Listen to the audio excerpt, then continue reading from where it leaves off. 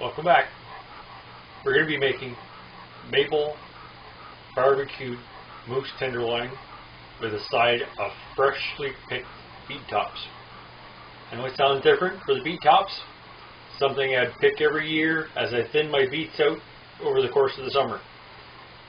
We're going to pick them up, clean them, wash them, do them in boiling water just like you would do regular char, serve them with butter and a little bit of pepper. The moose, I'll just do a light sesame seed and pepper crusting. We'll do a sear, wrap it in foil, and on the barbecue. Nothing fancy, just plain, simple, good food. Right here I've gone into the garden and picked some fresh beets. As you can see, they're too small, but they have a nice broad, bright leaf. They have a great flavor. So it's just a matter of chopping the stems off, using the rest for compost. You can wash these up, clean, fresh water. If you want to be overly creative, you can slice them up, do whatever. I just give them a light rinse. Make sure there's no dirt, cobwebs or whatever.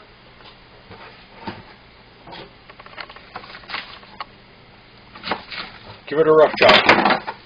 From here, it's a matter of putting it in your pan or your pot, covering it with just enough water. You say just give it enough water in here just to say that it's covered up.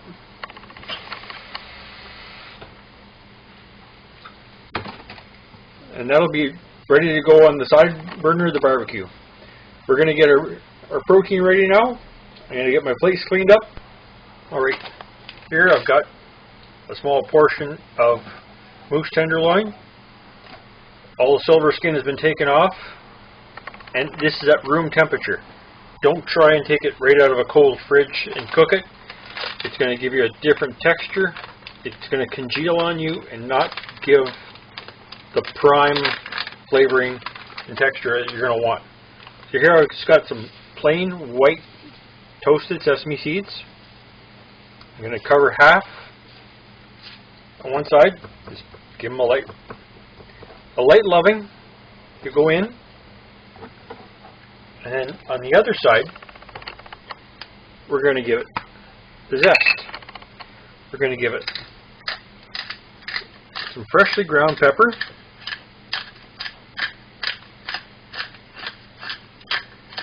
To give it that other side. And we're going to give it a little bit of a sprinkle of garlic powder.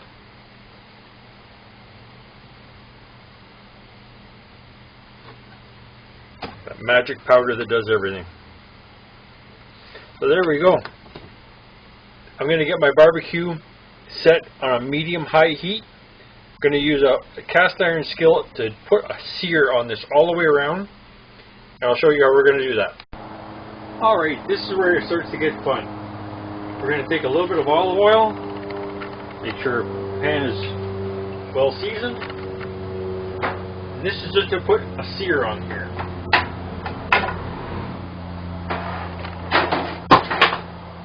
Get a little bit of butter. Combination of the olive oil and the butter is so the butter doesn't burn, but you also get the flavor of the butter. So we're going to get this good and hot so nothing sticks to it.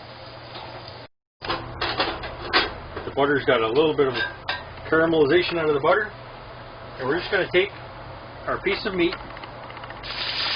and we're going to listen to happiness.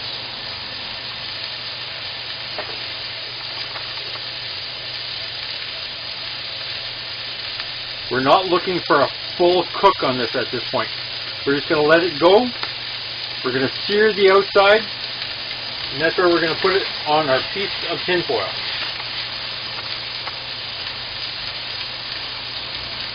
Don't try and burn it at this point. Once it pulls off and releases, which it should, It should not stick to your cast iron pan with the amount of oil and butter that I put on there.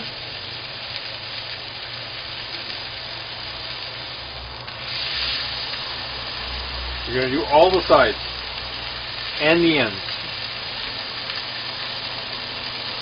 And here I'm going to go for a medium to medium rare cook on this.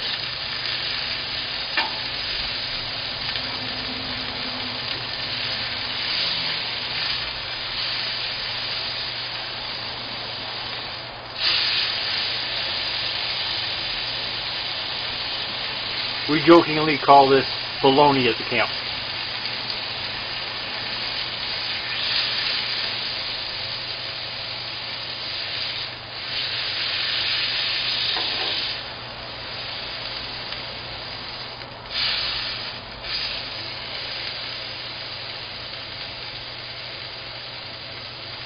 If I had taken this out of a cold fridge, when I squeeze it like this, it would just be like a hard clump of clay. But being room temperature all day to thaw out, or even better, fresh, this just cooks up so much easier.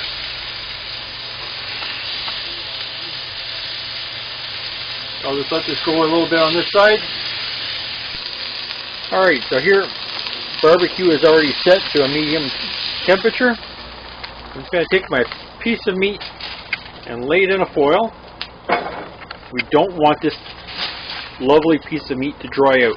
So we're just going to take it, we're going to wrap this like this. Give it a good wrap on the ends. And nothing is going to lose any juices at this point. It's all seared in. So this is where it gets fun. We've got a medium-high heat barbecue, but we still have a hot pan. So this can go onto here. This goes onto here. And it's going to continue to cook. You've got all of this heat with the skillet. So now we're just going to close our barbecue and let this be. And there you go. Seeing as I still got the side burner of the barbecue going, I can get my beet tops going. Right here you can see my beet tops come to a hard boil. I'm just going to reduce the heat to nothing and just let it simmer down nice and slow. At this point, all the flavors are going to blend. And you can see typical beets. The watercolor has changed to a purple. The leaves have gone limp, which is what we're looking for our side. And here we're going to check in on our main course, our tenderloin. While we were away, I took some Vidalia onions, sliced them up. Figured I'd take advantage of the sesame seeds that were still stuck to the cast iron pan here. And I was able to get everything to release. That'll give the onions a different flavor. And here we're going to look at our piece of meat. See how it's released the juices. We've been able to capture them. We're going to give this a slight turn. Close things back up.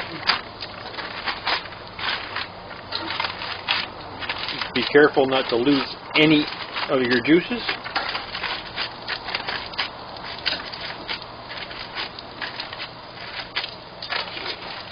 And then back onto our main source of heat. And we'll let this go another 5 or 6 minutes. Alright, I've taken this off my barbecue and I've given it a chance to rest, and yet there's still a lot of juices left over. We're not going to lose any of these juices. We're going to take our piece of meat, which should be, for my liking, a medium to a medium rare, more on the rare side.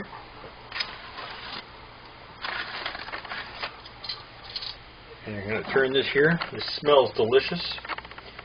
I'm going to slice this off here. And there you go. Nice cut.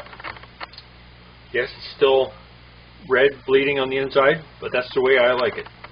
You can cook this longer, get a thorough cook. This is the way it gets served here,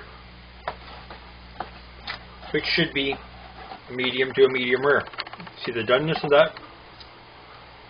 So we're going to cut ourselves a good portion for myself and my trusty furry friend here, Cooper.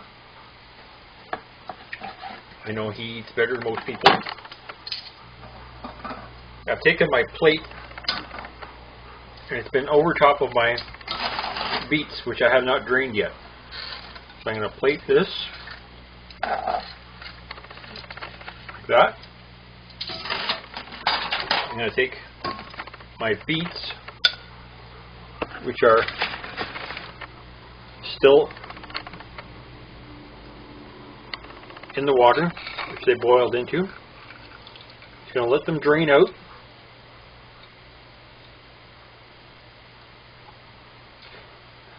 I'm going to plate these after they've drained off.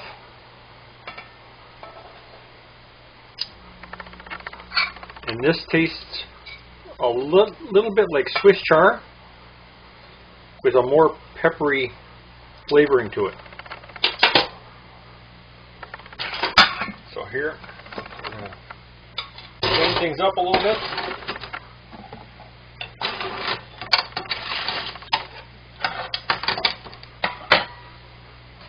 And no, we're not going to lose our juices that we had.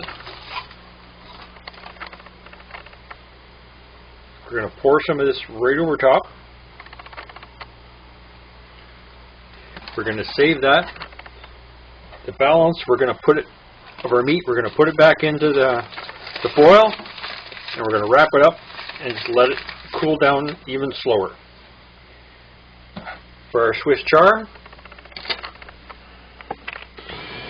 sorry, my beets, not Swiss chard, but done like Swiss chard. I'm just going to add a little bit of butter. Let it melt through. I can add a little bit of pepper at this point. You can do which way you want. Add flavor, some pepper. Enjoy it like it is. A little bit of horseradish to go with the moose tenderloin and the onions, and away you go. Enjoy. Cook it like you want, flavor it like you want. Make it simple,